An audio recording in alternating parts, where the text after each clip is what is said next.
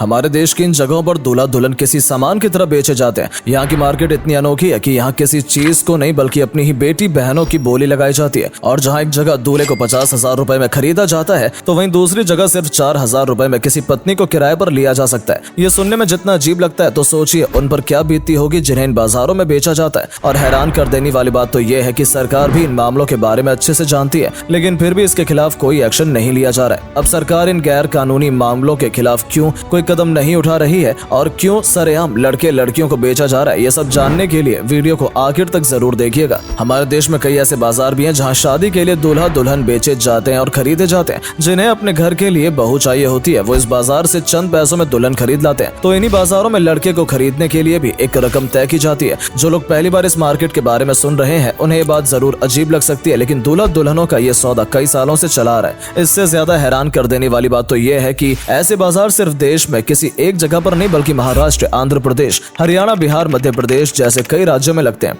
जिसमें कि सिर्फ हरियाणा में ही 1 लाख से ज्यादा दुल्हनें खरीदी जाती हैं। दरअसल ये बाजार 2 तरह के होते हैं, एक वो जिसमें दूल्हे बेचे जाते हैं और एक वो जिसमें दुल्हन बिकती है। लेकिन ब्राइड मार्केट में दुल्हनें खरीदी जाती हैं और लोग इन्हें किराए पर भी लेते हैं, जिसमें 1 साल या 2 साल रखने के लिए उनकी कीमत चुकाई जाती है। हरियाणा में एक मामला सामने आया जिसमें एक महिला के 4 पति रह चुके थे, लेकिन उसकी अभी तक शादी नहीं हुई थी क्योंकि इस महिला को 4 बार बेचा गया था। ऐसी महिलाओं को हरियाणा में मोल की बहुएं कहा जाता है, जो कि यहाँ बेहद आम है। इन महिलाओं को मात्र 4,000 रुपए में खरीदा और बेचा जा सकता है और इतना कम दाम होने की वजह से यहाँ महिलाएं सबसे ज्यादा बिकती और खरीदी जाती हैं। इसके बाद राजस्थान के एक गाँव में एक दुल्हन को 50 रुपए तक में खरीदा जाता है और यह कीमत लड़की की खूबसूरती, उसका रंग, उम्र और यहाँ तक की वर्जिनिटी को देखकर तय किया जाता है। आपको बता दें कि हरियाणा और राजस्थान में लड़कियों का ये सौदा सरकार की नजरों से बचकर किया जाता है। ये सौदे एक ब्रोकर के जरिए होते हैं जो कि लड़का और लड़कियों की डिटेल्स अपने पास रखते हैं और लोगों की जरूरत के हिसाब से उन्हें सप्लाई करता है। इस काम को ब्रोकर अपना बिजनेस समझता है और गारंटी तक देता है कि 1 साल तक आपकी बहू कहीं नहीं भागेगी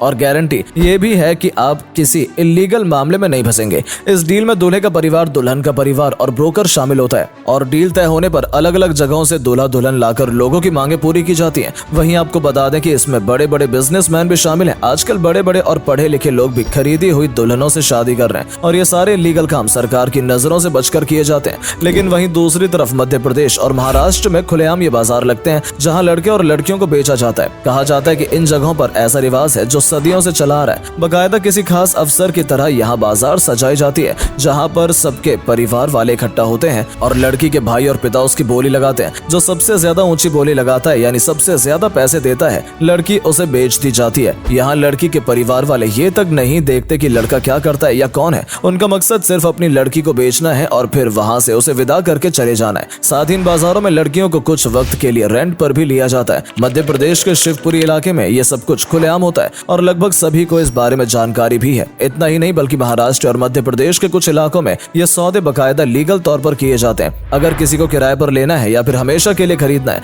तो उसके लिए अलग अलग एग्रीमेंट पेपर तैयार किए जाते हैं और इन कागजों पर सरकार की स्टैंप भी लगी होती है जो ये दर्शाता है कि ये काम सरकार की नजरों में किया जा रहा है। दोनों परिवार वाले इन कागजों पर हस्ताक्षर करते हैं और सौदा पक्का हो जाता है। यहाँ अगर दुल्हन को खरीदना है तो कीमत 1 लाख से शुरू होती है। वहीं महीने भर के लिए किराए पर लेना है तो 15 से 25,000 के बीच दुल्हन मिल जाती है। लेकिन दोस्तों, जहाँ दुल्हनें खुलेआम बिक रही है वहीं बिहार के मधुबनी मार्केट में लड़के भी बेचे जा रहे हैं। यहाँ भी खुलेआम इनका बाजार लगता है जहाँ लड़की वाले अपनी लड़की के लिए दूल्हा खरीदने के लिए आते हैं। यहाँ पर लड़के की सारी डिटेल्स देखी जाती है और जानकारी ली जाती है कि लड़का क्या करता है। अगर लड़के की एज 35 से ज्यादा होती है तो उसे 50,000 में खरीदा जाता है और अगर 25 के आसपास होती है तो उनकी कीमत 1 से 3 लाख रुपए होती है। कहा जाता है कि ये यहाँ की 700 साल पुरानी प्रथा है जिसे लोग आज भी फॉलो कर रहे हैं। जब हरि सिंह महाराज यहाँ राज कर रहे थे तब उन्होंने प्रथा शुरू की थी, लेकिन राजा के इस तरह लड़के बेचने के पीछे का कारण ये था कि वो इंटरकास्ट मैरिज को बढ़ावा दे रहे थे ताकि राज्य में भेदभाव ना बढ़े और दूसरा वो दहेज की समस्या को खत्म करना चाह रहे थे। लेकिन बाद में जाकर इन बाजारों ने एक अलग ही रूप ले लिया।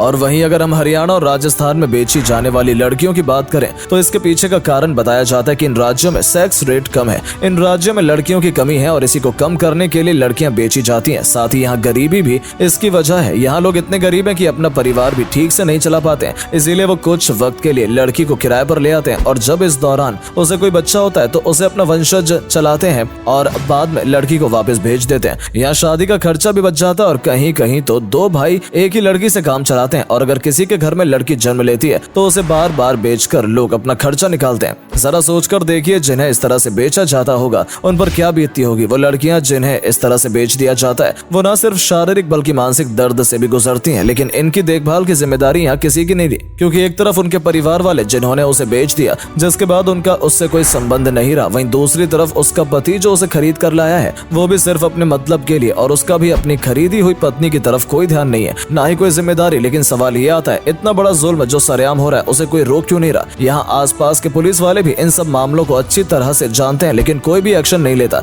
जिसकी वजह हम आपको बताते हैं। दरअसल कानून के हिसाब से एक बालिग लड़का और एक बालिग लड़की अपना जीवन साथी चुनने के लिए पूरी तरह से आजाद है। हर किसी को अपनी मर्जी से अपना जीवन साथी चुनने का अधिकार सरकार ने दे रखा है, और इन बाजारों में जो भी चल रहा है वो सब लड़का और लड़की की मर्जी से हो रहा है, जिसके बीच में सरकार भी कुछ नहीं कर सकती और पुलिस भी एक्शन तब लेती है जब कोई शिकायत दर्ज करता है। और इस मामले में अब तक किसी ने भी कोई भी शिकायत दर्ज नहीं कराई, जिसकी वजह यह है कि ये बाजार यूं ही सालों से सरेआम चलते आ रहे हैं। लड़की के ऊपर कभी परिवार का दबाव होता है तो कभी वो खुद भी काफी डरी हुई होती है। साथ ही ये लड़कियां ज्यादा पढ़ी लिखी नहीं होती हैं और इस वजह से खुद के लिए लड़ने की जगह वो ये सब कुछ सहती रहती हैं। इसीलिए यहाँ सबसे ज्यादा जरूरी इन लड़कियों को शिक्षा देना है। तो दोस्तों ये थे कुछ बाजार जहाँ लड़के लड़कियों के सौदे किए जाते हैं, जहाँ दूल्हा दुल्हन किसी सामान की तरह बेचे जाते हैं और उनकी बोली लगाई जाती है। आपका इन मार्केट्स के बारे में क्या कहना है कमेंट करके जरूर बताएं और इस वीडियो को ज्यादा से ज्यादा शेयर करें। मिलते हैं आपसे हमारी अगली वीडियो में, तब तक के लिए धन्यवाद।